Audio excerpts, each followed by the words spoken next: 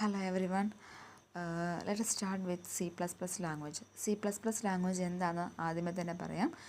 C എന്നുള്ള basic language, C എന്നുള്ള language startup language ആണ്. അതിനോടൊപ്പം കുറച്ച് എക്സ്ട്രാ ഫീച്ചേഴ്സും കൂടി ആഡ് ചെയ്തപ്പോൾ നമുക്ക് കിട്ടിയ ലാംഗ്വേജാണ് C++. ദാറ്റ് ഈസ് C++ എന്ന് പറഞ്ഞാൽ പ്ലസ് എന്നുള്ള ഓപ്പറേറ്ററിൻ്റെ മീനിങ് എന്താണ്? ബൈ ആഡിങ് വൺ എന്നുള്ള നമ്പർ ഈ വേരിയബിളിനോടൊപ്പം, ഏത് വേരിയബിളിനോടൊപ്പമാണോ കിടക്കുന്നത് ആ വേരിയബിളിനോടൊപ്പം ആഡ് ചെയ്യുക എന്നുള്ള മീനിങ് ആണ് പ്ലസ് ഓപ്പറേറ്ററിൻ്റെ യൂസേജ്, ഇൻക്രിമെൻറ്റ് ഓപ്പറേറ്റർ. അതുപോലെ തന്നെയാണ് C++ ലാംഗ്വേജും ഡെവലപ്പ് ആയിരിക്കുന്നത്. C++ എന്നുള്ള ഈ ഒരു ടേമിൻ്റെ മീനിങ് സി എന്നുള്ള ലാംഗ്വേജിനോടൊപ്പം 1 എന്നുള്ള എലമെൻറ്റും കൂടെ ആഡ് ചെയ്തു.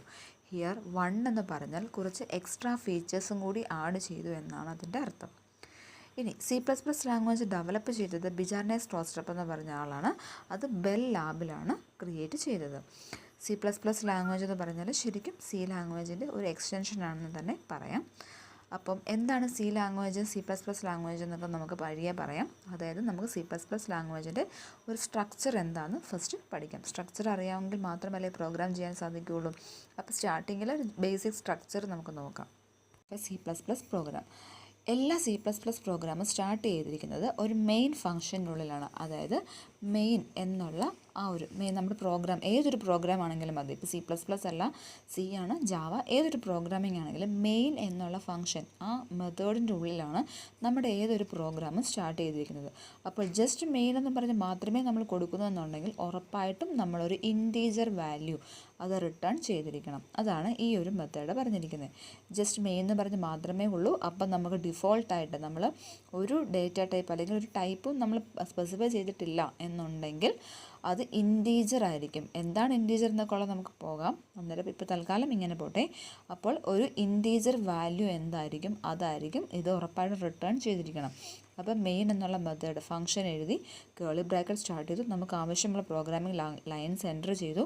ഏറ്റവും ഒടുവിൽ നമ്മൾ റിട്ടേൺ 0 എന്നുള്ളൊരു എമൗണ്ടും കൂടെ കൊടുക്കുക വിത്ത് സെമികോളൻ, കേളി ബ്രാക്കറ്റ് ക്ലോസ് ചെയ്യുക. പിന്നെ C++ ലാംഗ്വേജും സി ലാംഗ്വേജും തമ്മിലുള്ള ഒരുപോലെയുള്ള സാദൃശ്യം എന്ന് പറയുന്നത് എല്ലാ ലൈൻസും must be end with semicolon. അപ്പം ജാവ ലാംഗ്വേജ് പഠിച്ചാലും ഇത് തന്നെയാണ്. അപ്പോൾ ഏതൊരു ലാംഗ്വേജ് ഒന്നും ഞാൻ സ്പെസിഫൈ ചെയ്യുന്നില്ല, സെമികോളൻ ഇല്ലാത്ത ലാംഗ്വേജുകളും അവൈലബിൾ ആണ്.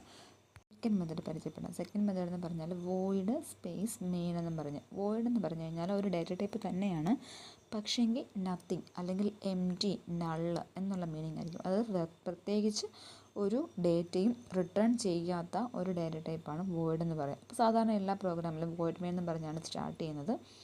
അങ്ങനെ തന്നെ തുടങ്ങുന്നതായിരിക്കും, അങ്ങനെ തന്നെ പഠിക്കുന്നതായിരിക്കും നമുക്കും നല്ലത്. അപ്പം പ്രോഗ്രാം ആയാലും ഏത് പ്രോഗ്രാമിലും പെട്ടെന്ന് C++ന് പ്രോഗ്രാം സ്റ്റാർട്ട് ചെയ്താൽ വോയിഡ് മെയിൻ ആണെന്നങ്ങ് പഠിച്ചു വെച്ചേക്കുക.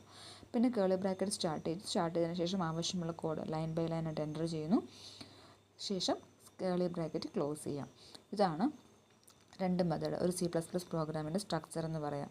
ഇനി നമ്മൾ ഇങ്ങനൊരു പ്രോഗ്രാമിൻ്റെ സ്ട്രക്ചർ ഇതാണെങ്കിൽ ഈ ഒരു പ്രോഗ്രാം ടൈപ്പ് ചെയ്യണമെന്നുണ്ടെങ്കിൽ നമുക്ക് കുറച്ച് ഹെഡർ ഫയൽസ് ആവശ്യമുണ്ട്. ഈ ഹെഡർ ഫയൽസ് എന്താണെന്ന് വെച്ചാൽ നമ്മുടെ പ്രോഗ്രാമിൽ ഡേറ്റ ഇൻസേർട്ട് ചെയ്യും, അതൊരു ഇൻപുട്ട് വാല്യൂ കൊടുക്കും, ഇൻസേർട്ട്. അതുപോലെ തന്നെ അതിൻ്റെ റിസൾട്ട് പബ്ലിഷ് ചെയ്യും, ഔട്ട്പുട്ട് ഡിസ്പ്ലേ ചെയ്ത് വരും. ഇങ്ങനെ രണ്ട് കാര്യങ്ങളും ചെയ്യണമെന്നുണ്ടെങ്കിൽ ഇൻപുട്ടും ഔട്ട്പുട്ടും വർക്ക് ചെയ്യാൻ വേണ്ടി നമുക്കൊരു ഹെഡർ ഫയൽ ആവശ്യമായിട്ടുണ്ട്. ആ ഇൻപുട്ട് ഔട്ട്പുട്ട് റൺ ചെയ്യാൻ വേണ്ടി നമുക്ക് രണ്ട് രീതിയുണ്ട്. അപ്പോൾ ആ ഒരു രീതിയും കാര്യങ്ങളൊക്കെ കിടക്കുന്ന ഒരു ഹെഡർ ഫയൽ ഉണ്ടായിരിക്കണം. ആ ഹെഡർ ഫയലിൻ്റെ പേരാണ് iostream.h.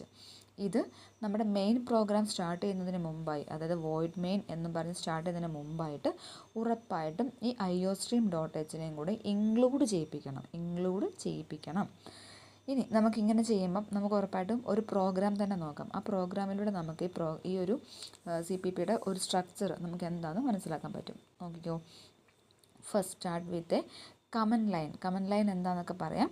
/ ഇട്ടതിന് ശേഷം ഒരു ഡേറ്റ എഴുതിയിട്ടുണ്ട്, my first program in C++.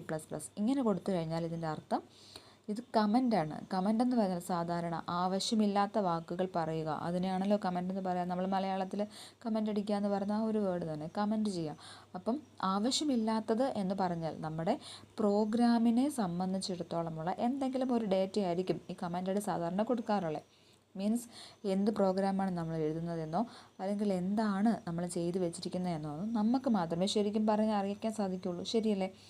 അപ്പോൾ നമ്മൾ സാധാരണ എന്താ ചെയ്യുക, വേറൊരാൾക്ക് മനസ്സിലാക്കണം, നോക്കുമ്പോഴേ മനസ്സിലാകണം ഇന്ന പ്രോഗ്രാമാണ്, ഈ പ്രോഗ്രാം സമ്മ് ചെയ്യാൻ വേണ്ടിയുള്ളതാണ്, ഇങ്ങനെയൊക്കെ പറഞ്ഞ് അവർക്കും കൂടെ കാണുമ്പോഴേ മനസ്സിലാകാൻ വേണ്ടി നമ്മൾ ജസ്റ്റ് ഒരു കമൻറ്റായിട്ട് അവിടെ കൊടുക്കും.